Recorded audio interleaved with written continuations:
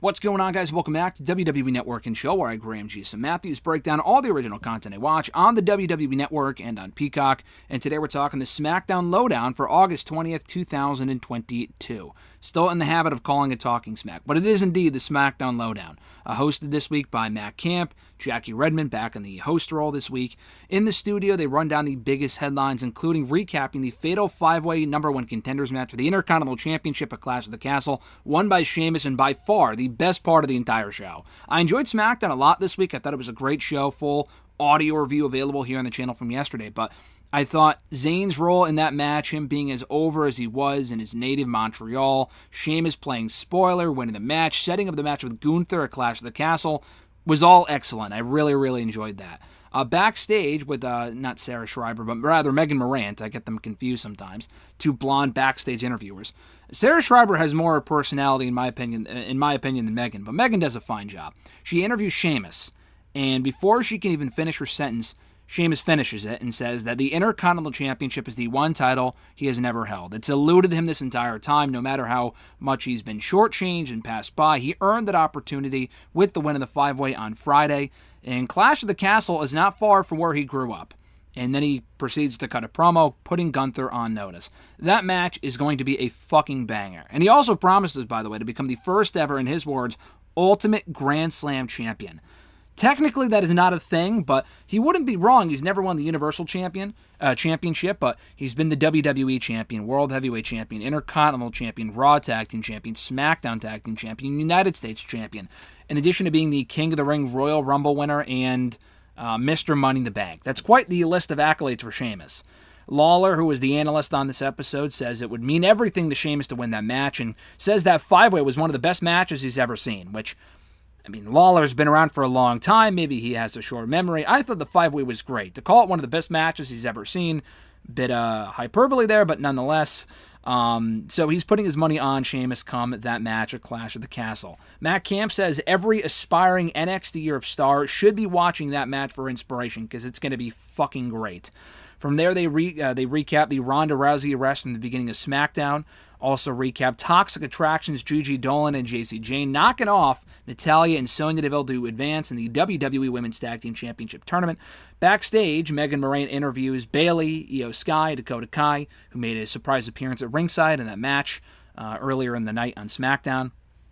Bayley says, yeah, they're Raw stars, but SmackDown was her show, the longest reigning SmackDown Women's Champion of all time. She's not wrong there. She says that, she, Dakota Kai, and Io Sky were scouting the competition. That's what Kai says as well.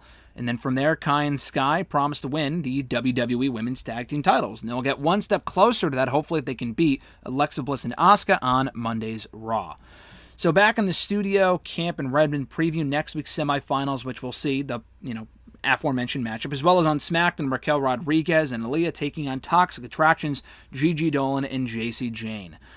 Back in the studio, they recap the closing segment that saw Drew McIntyre lay out both Sami Zayn and Roman Reigns before holding both belts as a bit of maybe a preview before what we see at the end of Clash of the Castle in a couple of weeks.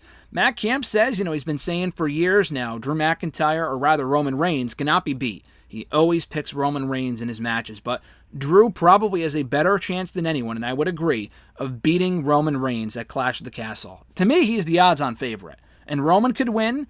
And I think Drew holding both belts at the end of SmackDown indicates there is a chance Roman could win if they play Booking 101 here. Or maybe it was a red herring or whatever. Nonetheless, I think there's a pretty great chance Drew wins, and currently my money's on him. Not literally, but he's my pick to win the entire match. Back in the studio, they recap Liv Morgan beating Shotzi before being attacked by Shayna Baszler. Shayna Baszler is interviewed backstage by Megan Morant, and Shayna says that what she did was strategic. As Megan says, why did you hold back? And Shayna says, well, what I did was strategic. I need to make sure Liv is medically cleared for Clash of the Castle. And she's not wrong.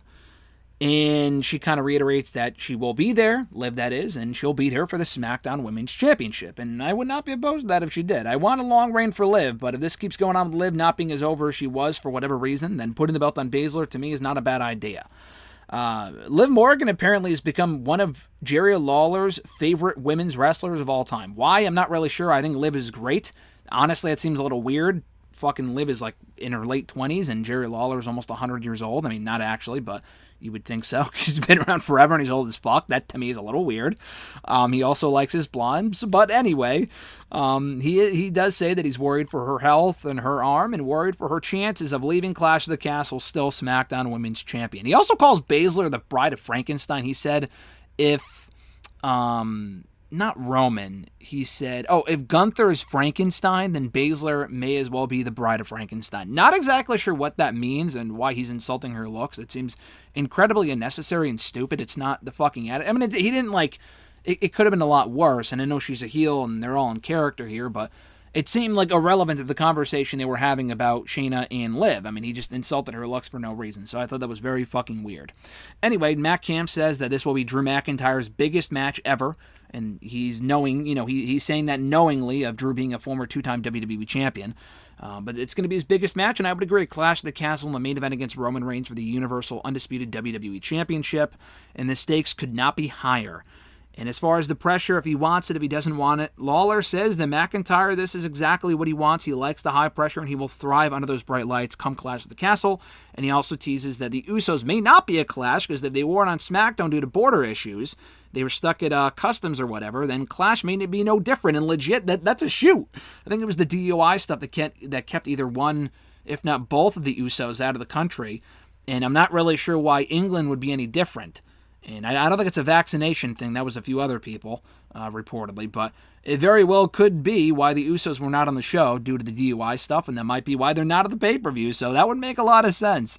Nonetheless, a solid edition here of the SmackDown Lowdown for August 20th, 2020. Thank you guys for checking out my review. I appreciate it. Be sure to like the video, drop a comment, share the video, and subscribe to the channel for more daily content. And check out, if you haven't already, my Edge interview from Friday talking his A&E doc airing tonight on A&E, obviously. His current run on Raw, facing Damian Priest tomorrow night on Raw in Toronto, and so much more. Have a great rest of your weekend, guys. I'm Graham G. Matthews, and I'll catch your ass down the road.